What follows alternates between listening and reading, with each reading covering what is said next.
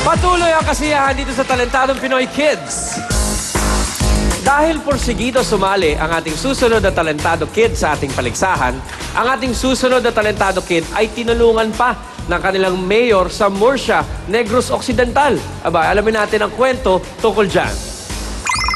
I was there, what's right? Yung 4-year-old si Angelico, nung kumakanta ako sa videoke, paratisan na sa tabi ko. Tapos hanggang sa gusto niya na nagturuan ko siya, hanggang sa marunong na sa sumali kami sa kompetisyon. Nung lumalaban siya, kahit malalaki yung kalaban niya, kahit siya pa yung pinakamaliit, lagi naman po siya nagcha-champion. May nakita akong audition sa Talentadong Pinoy doon sa Iloilo. Tsaka humingi kami ng tulong sa mayor ng Murcia, Negros Occidental. So tinulungan naman kami. Kaya kami laging nag-audition kasi nakita ko sa anak ko na may potential siya talaga. Don't you know?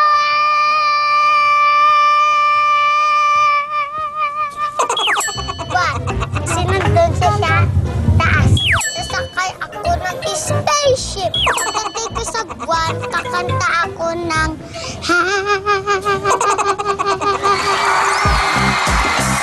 A young man with an old soul, get ready for Angelico!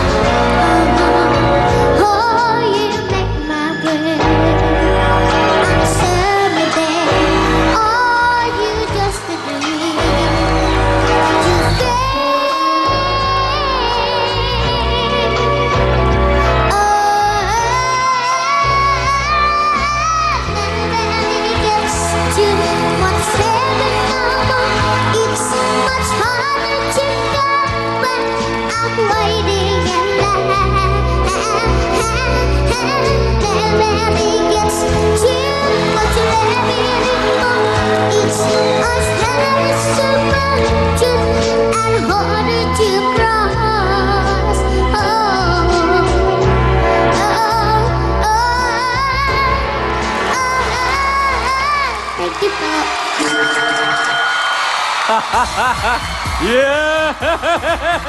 Angelico! Pareho, give me 5. Nep, Angelico. Mamaya, malalaman natin kung ano ang palagay ng ating mga talent scout sa 70s inspired look at kanta ni Angelico. Don't go away, Talentadong Pinoy Kids. We'll be right back.